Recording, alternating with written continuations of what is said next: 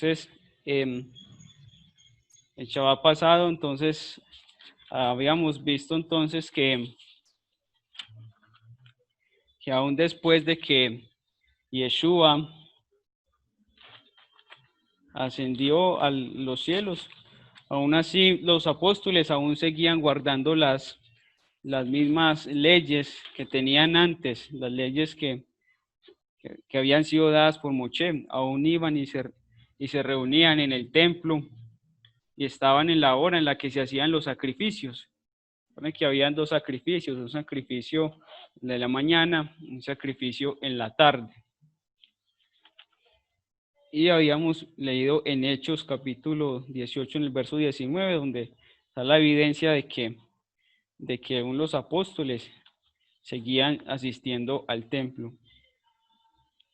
Y también hablábamos de que no había ninguna contradicción entre Yeshua y entre la ley, porque el sacrificio que está en la ley y el sacrificio de Yeshua fueron sacrificios diferentes. Y el sacrificio de Yeshua es un sacrificio diferente, el cual no tiene que ver con los sacrificios que se realizaban en el templo. Por lo tanto, ambos sacrificios no se contradicen, sino que se complementan.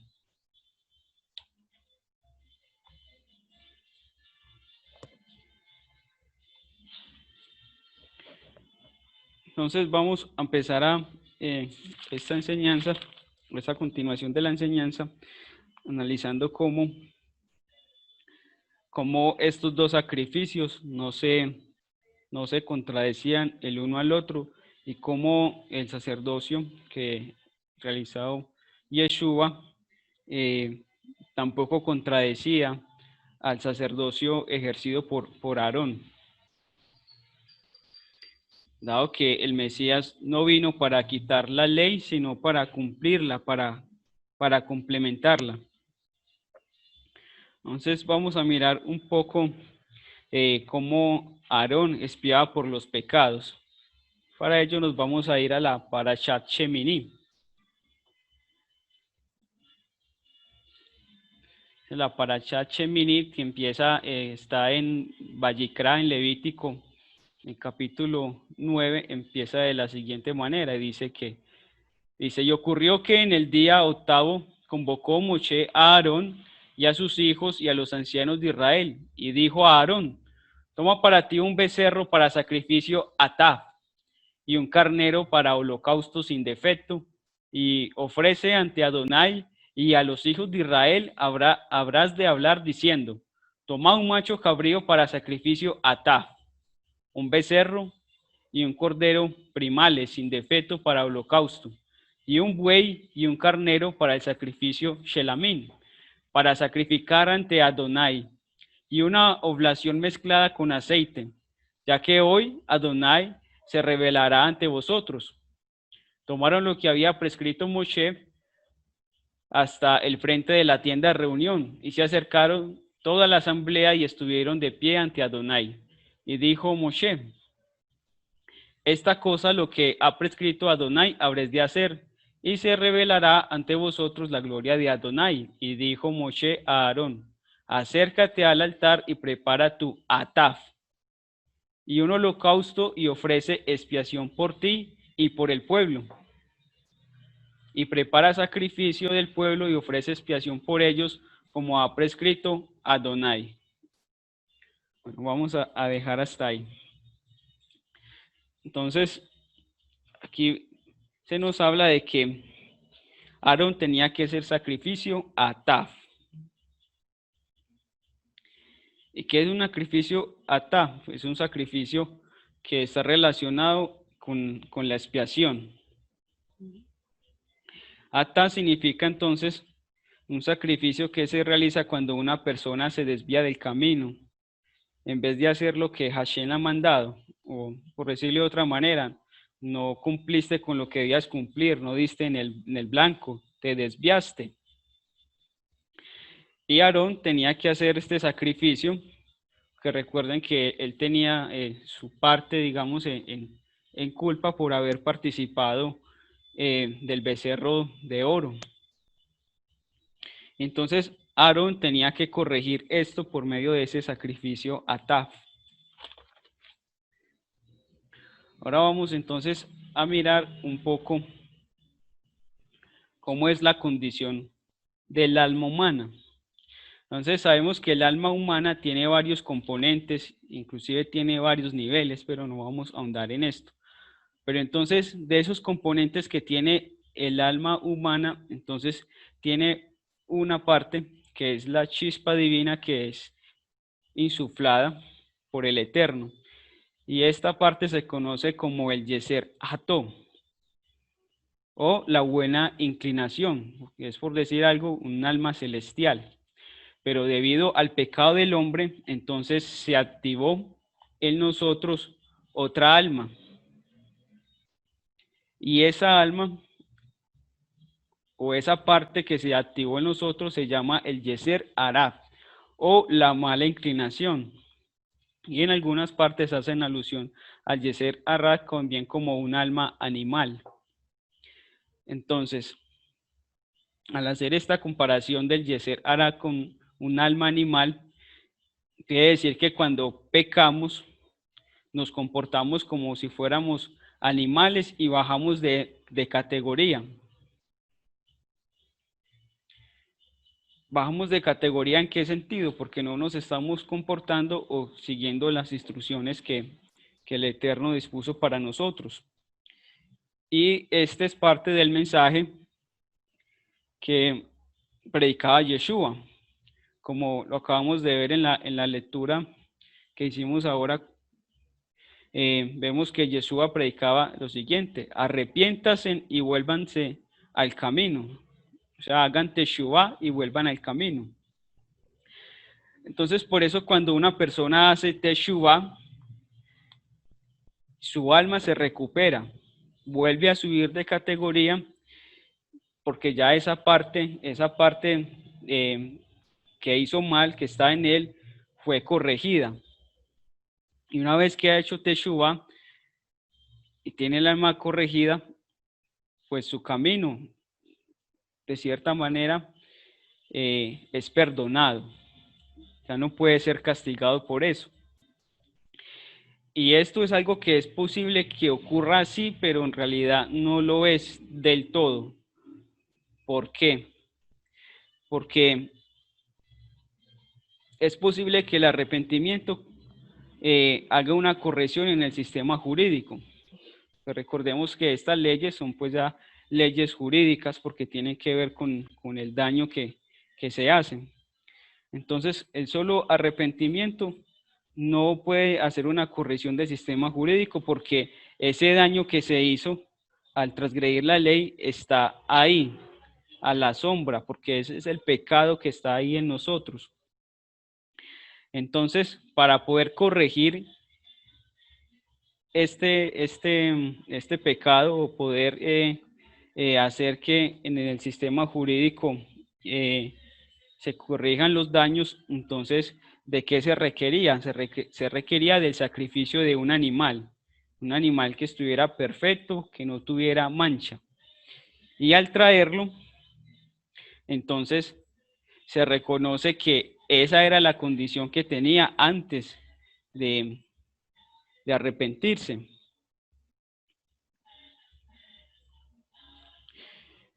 Entonces, se reconoce que cuando estábamos en pecado habíamos bajado de categoría, ¿cierto?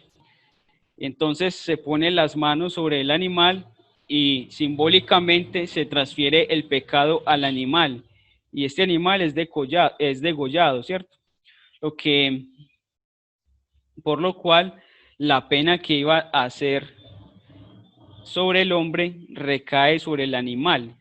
Y en este caso, jurídicamente, el animal representa al hombre y así se expiaban los pecados. Pero ¿cuáles pecados eran los que se podían expiar de esta manera? Solamente se podían expiar de esta manera los pecados que eran cometidos involuntariamente. Y esta era la manera en que funcionaban algunos de los sacrificios en el templo para la expiación de los pecados. Pero entonces solamente de esta manera se podían expiar los pecados que eran cometidos involuntariamente por desconocimiento. Y hay otros pecados en los cuales jurídicamente no habría una forma de reparar. Y la consecuencia de esos pecados pues era caré, o sea que quiere decir que su alma era cortada del pueblo. Y habían otros pecados que el pago pues aparte de que era cortado del pueblo pues también era la muerte. Entonces, como leíamos esta mañana en la lectura de la Parashá, leíamos lo siguiente, eso está en el capítulo 35, en el verso 32, leíamos lo siguiente, y no tomaréis rescate por el que huyó a la ciudad de refugio. Recuerden que estamos aquí hablando del homicida que había cometido homicidio involuntariamente. Entonces dice, y no tomaréis rescate por el que huyó a la ciudad de refugio para volver a habitar en la tierra hasta la muerte del sacerdote. Y el 33 dice, y no habréis de mancillar la tierra en la cual vosotros estáis, ya que la sangre mancillará la tierra, y para la tierra no habrá expiación por causa de la sangre que ha sido derramada en ella, solamente con la sangre del que ha derramado. Entonces vemos acá de antemano que este era un pecado que en este caso para poder expiarlo, o expiar por la tierra, tenía que pagarse con la muerte. Y otro ejemplo de esto es como le sucedió al hombre que fue sorprendido cargando leña en Shabbat. Eso está en Números capítulo 15 en el verso 32.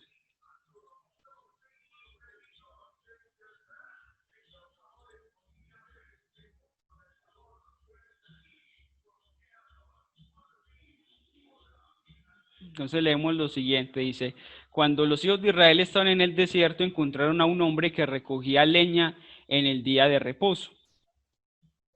Ya todos conocemos pues cómo fue el énfasis aquí o la condena que tuvo este hombre, ¿cierto? Que el hombre fue muerto.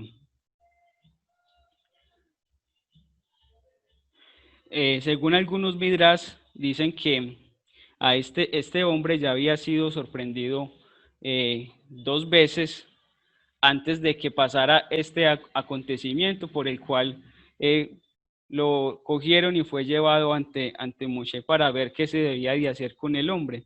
Pero entonces ahí vemos que el alma de este hombre fue cortada. Entonces hay algunos pecados que no hay forma de hacer una reparación en el alma ni de hacer una ofrenda para satisfacer ese daño jurídico que se cometió. Y por este motivo era que esos pecados, la condena era que era cortado del pueblo, o sea, su alma era cortada y también pues su cuerpo moría. Entonces uno de esos pecados es el pecado de asesinato, ¿cierto? Como leíamos ahora, es un pecado que no es expiable por los sacrificios, sino que debe de ser castigado con la muerte para poderlo expiar. Y lo mismo también es para el pecado del adulterio. En este pecado, la forma de expiarlo, de pagar por este pecado, es la muerte. Entonces, vamos a Levítico 20, en el verso 10. Entonces dice, si un hombre comete adulterio con la mujer de otro hombre, que cometa adulterio con la mujer de su prójimo, el adúltero y la adúltera ciertamente han de morir. Entonces, este tipo de pecados eran pecados que jurídicamente no había forma de expiarlos, sino que la única manera de expiarlos era con la muerte. Pero entonces vamos a ver cómo por medio de Yeshua, estos pecados son perdonados. ¿Cómo es la manera de poder acceder a este perdón? Entonces, primero vamos a irnos a Isaías capítulo 27 en el verso 9.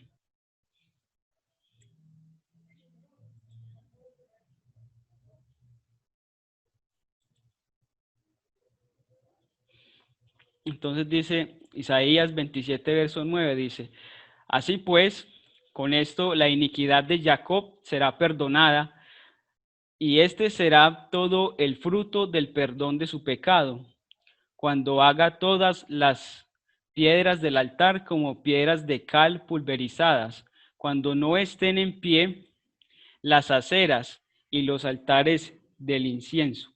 Entonces, aquí la palabra en hebreo que se utiliza para iniquidad es la palabra abón.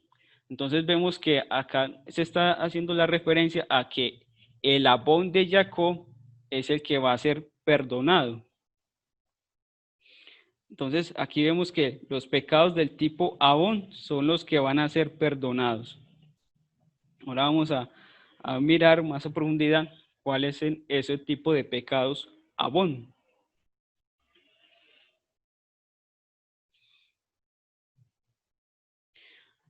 Antes de eso, vamos a Proverbios, capítulo 16, en el verso 6, que dice: con misericordia y verdad se expía la culpa, y con el temor del Eterno el hombre se aparta del mal. Entonces vamos empezando a aclarar un poquito esto. Pero entonces, si por la ley de Moshe no hay expiación por este tipo de pecados, entonces vamos a ver en qué parte Hashem promete que todos los pecados del pueblo, incluyendo estos pecados que son hechos con intención, son perdonados. Esto está en Éxodo, en el capítulo 37, en el verso 7. Y dice de la siguiente manera, dice: el que guarda misericordia a millares, el que perdona la iniquidad, la transgresión y el pecado, y no tendrá por indolente el culpable, el que castiga a la iniquidad de los padres sobre los hijos y sobre los hijos de los hijos hasta la tercera y cuarta generación. Es aquí vemos que una referencia que hace Moshe al Eterno. Dice que Él guarda la misericordia de millares y que va a perdonar. Va a perdonar tres cosas. Va a perdonar la iniquidad, la transgresión y el pecado. Y aquí también vemos los tres atributos de misericordia que tiene del Eterno. Entonces,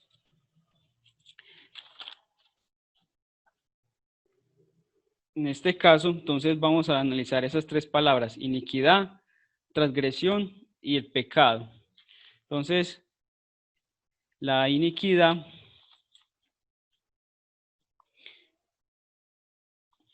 viene de la palabra abón. Y está la transliteración. Denme un segundo. Me muevo por acá.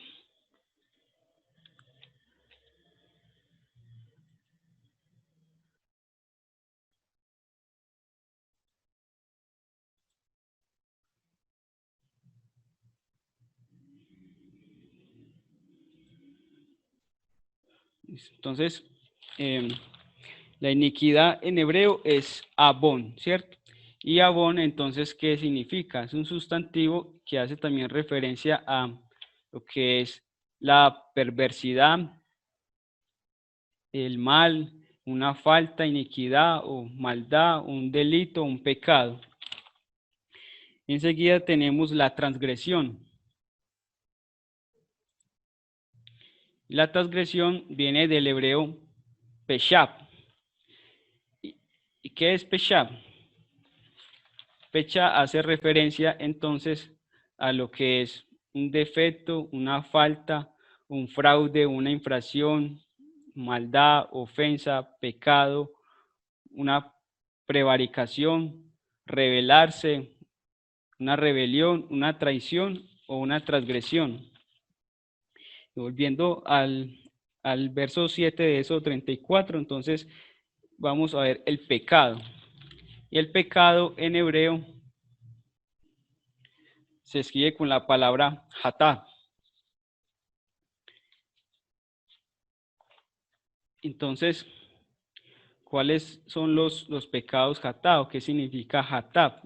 Entonces es la ofensa o la pecaminosidad habitual y su pena, la ocasión o sacrificio o expiación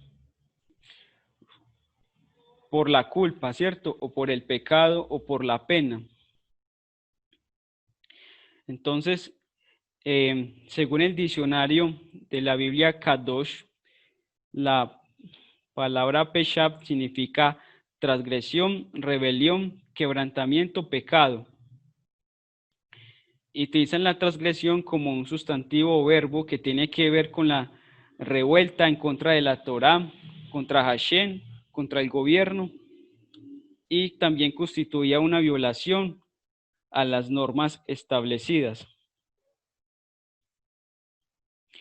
Entonces, parafraseando de otra manera, entonces vemos que Hashem le está, en este momento Hashem le promete a Moshe que Hashem puede perdonar todos los pecados.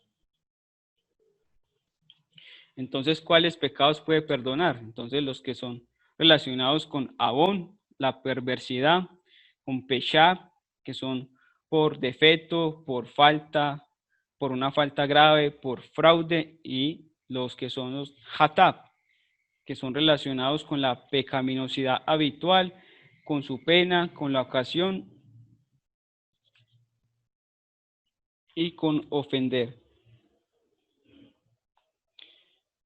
Pero entonces nos seguimos haciendo la pregunta: ¿cómo puede el Eterno perdonar esos pecados intencionales?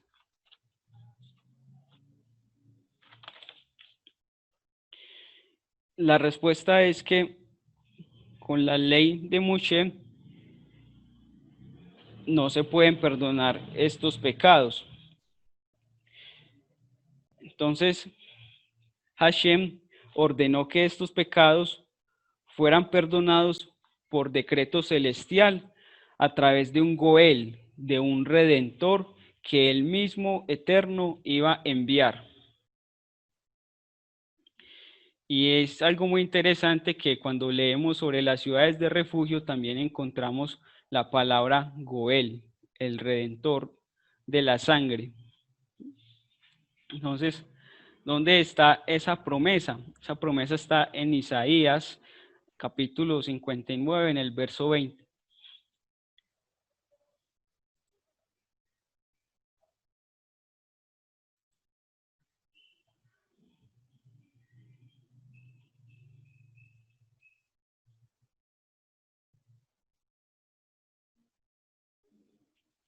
Entonces dice así: y vendrá un redentor a Sión, a los que en Jacob se aparten de la transgresión, declara el Eterno. Entonces, primero vemos que vendrá un redentor. Y este redentor es el Goel. Y a todos los que se arrepientan de su maldad.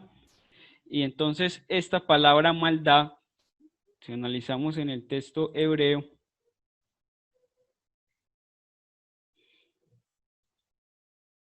o de la transgresión, significa, viene del hebreo peshab. Entonces, como habíamos visto anteriormente, los pecados de tipo peshab, entonces son los pecados que por fraude, por infracción, maldad, ofensa, por prevaricación, por rebelarse, por hacer rebelión. Y este tipo de pecados, pues son tipos de pecados que no tienen forma de expiarse a través de los sacrificios.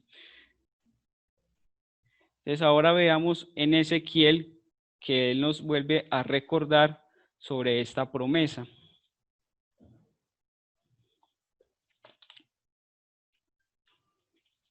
Está en Ezequiel, en el capítulo 18, en el verso 21 al 22. Y dice lo siguiente: pero si el malvado da la espalda a todos los pecados que cometió y cumple todos mis estatutos y actúa con apego al derecho y a la justicia, no morirá, sino que vivirá. No le será tomada en cuenta ninguna de las transgresiones que haya cometido, sino que vivirá para actuar con justicia. Entonces, analizando, cuando dice que le dé la espalda a todos los pecados, entonces está utilizando la palabra hataf. Y en el 22 dice que no le será tomada en cuenta ninguna de las transgresiones, o sea, la palabra peshab. Y estos son los pecados de muerte. Aunque en algunos sidur, cuando hacen referencia a estos pecados, hacen referencia a estos pecados, los pecados que se cometen con intención. Entonces, como vemos, estos pecados pueden ser perdonados, pero ¿con qué base? La primera base para esto es hacer teshuvah. ¿Qué es una teshuvah? Es arrepentirse, pero es arrepentirse de corazón, es arrepentirse teniendo plena conciencia de todo el pecado, de toda la maldad que se había hecho, que habíamos hecho, la confesamos delante del Eterno y ya no volvemos a actuar de esa misma manera que actuamos antes. Y la segunda es precisamente esa fe, porque recordemos que Abraham, su fe le fue contada por justicia. Y cuando hacemos esta teshuvah con fe en que el Eterno nos perdona, entonces la ley es satisfecha. ¿En base a qué? En base al sacrificio del Goel. Pero este Goel es un Goel de una calidad superior. ¿Y cuál es este Goel? Yeshua HaMashiach. Entonces aquí vemos que ese sacrificio que hizo Yeshua es de una calidad superior. ¿Por qué? Sabemos que en él no hubo pecado, en él no hubo transgresión. Hemos visto de que él no abolió la ley, ni estuvo en contra de la ley, ni tampoco su mensaje estaba en contra de los sacrificios, ni estaba en contra de los sacerdotes, sino que lo complementaba. Entonces, debido a esa calidad superior de este Redentor, que es Yeshua HaMashiach, es que son perdonados todos nuestros pecados. Pero ¿cuál es la base? Primero que todo, es confianza en el Eterno, en que Él sí nos perdona los pecados. Y segundo, que ese arrepentimiento tiene que ser un arrepentimiento genuino, de corazón. ¿Y qué sigue adelante? ¿Y qué sigue después de esto? ¿Qué sigue? Pues hay que hacer de alguna manera resarcir el daño que hayamos cometido y empezar a caminar en justicia, empezar a caminar según los preceptos que nos son dados a nosotros como parte de las naciones, como parte de ese Israel espiritual, como parte de esas naciones que fueron benditas por la promesa que le fue dada a Abraham. Entonces, hemos visto que el sacerdocio que ejerció Yeshua era un sacerdocio diferente, que no contradecía al sacerdocio realizado por Aarón, porque era un sacerdocio que era según el orden de Melquisedec. Y vimos que esto hacía referencia a que era un sacerdocio legítimo, porque era un sacerdocio que fue impuesto por decreto, por el Eterno.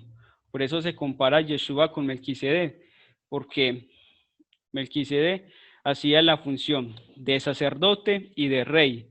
Y segundo, para poder ser elegido para ese cargo, no tenía, no, o sea, no debía tener en sus antepasados alguna persona que hubiera ocupado ese cargo. O sea, ninguno de sus antepasados podía antes haber ocupado ese puesto. Entonces, esta alusión de Yeshua con Melquisedec no está hablando de una preexistencia, sino que está haciendo referencia a cómo era el sacerdocio que él estaba ejerciendo en ese momento. También vimos cómo Yeshua es superior a sus padres, porque sabemos que el Mesías debe ser descendiente de David, y sin embargo él es más grande. ¿Por qué? Por el sacrificio que él hizo para el perdón de todos los pecados. Entonces, no tengamos ninguna duda de que el Eterno sí nos ha perdonado. No tengamos ninguna duda de esto, porque ya hemos visto jurídicamente de que el Eterno, por medio del sacrificio de Yeshua, sí trajo a nosotros esa salvación, esa redención, y que todo esto sigue estando en consonancia con los profetas, con la ley de Moshe, y que en ningún momento esto se contradice. Entonces, estemos seguros de que tenemos esa salvación y caminemos en santidad. Como habíamos visto, aunque hicimos esta teshuvá y el Eterno nos ha perdonado, esa inclinación al mal, ese yeser hara, o esa alma animal como es llamada por algunos comentaristas, aún sigue estando en nosotros. Entonces debemos de estar atentos, no debemos bajar la guardia, porque aún esta inclinación al mal está en nosotros. Entonces, esto es un llamado para todos, para que todos empecemos a cada día andar en pos de buscar al Eterno y de estar más cerca de Él. Entonces, el Eterno tenga misericordia de nosotros y le damos al Eterno toda gracia, toda alabanza, todo loor por haber enviado ese Redentor especial con esa calidad superior como lo fue Yeshua, nuestro Masías, para la redención de nuestros pecados. Amén. Con esto terminamos el estudio que veníamos desarrollando desde hace 2 Shabbos. Amén.